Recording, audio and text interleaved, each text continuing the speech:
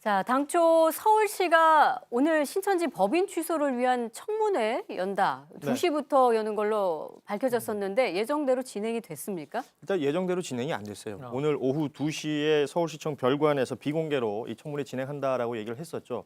그러니까 서울시가 뭐 법에 근거해서 이 신천지 측의 법인 취소에 관련된 이 절차를 밟는데 그 의견을 듣겠다는 것이 이 청문회인데요. 이 청문회에 신천지 관련된 인물들이 나와서 그 의견을 얘기해야 되는 자리임에도 불구하고 일단 불참했다는 겁니다. 네. 애초에 아시는 것처럼 이만희 총회장을 불렀었는데 이만희 총회장은 나오지 않겠다 그랬고 관련자들에게 여러 공문들을 보냈지만 반응이 없었고 오늘 전화를 최종적으로 했는데도 전화를 받지 않았다. 이렇게 되면서 서울시는 청문회는 오늘로 종결됐다 이렇게 발표를 했습니다. 청문회는 오늘로 종결됐다. 신천지 측이 불참했기 때문에. 근데 앞으로 그럼 법인 취소 여부는 어떻게 진행이 되는 걸까요? 일단 서울시에서는 예정했던 것처럼 취소 절차를 밟겠다라는 거예요. 근데 법인이라고 하는 게 결국 이제 신천지 전체는 아니지만 네. 신천지에서 사실상 운영하고 있는 서울시 내에 있는 법인인 거고 이거를 해산하게 될 경우에는 이 법인 이름으로 가지게 된 재산이라든가 아니면 거래했던 거 이런 것들이 다 수포로 들어갈 수 있고 또 그 법인이었기 때문에 가졌던 서울시에서 줬던 혜택 같은 것도 환수할 수가 있다라는 네. 거거든요.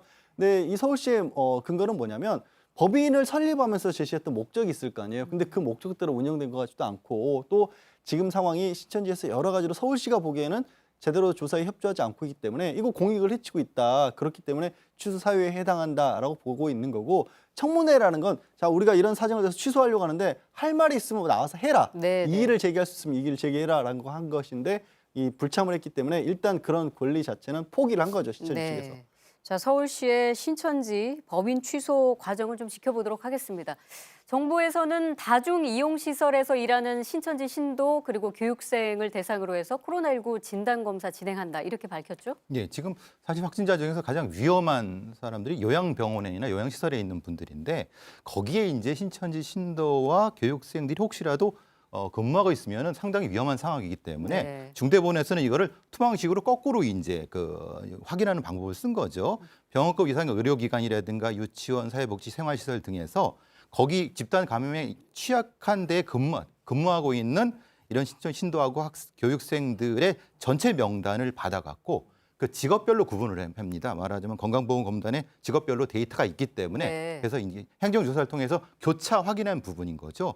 그 인원이 4,128명이라고 합니다. 예. 그 4,128명 중에서 이미 그 검사를 받은 사람들을 빼서 3,162명을 이제 확진해서 그러니까 검사를 할 예정이라고 하는 거죠. 그러니까 병원급 이상의 어린이집이나 병원급 이상의 의료기관, 어린이집, 또 유치원, 사회복지 생활시설에서 근무하는 신천지 교인을 대상으로 한다는 겁니다.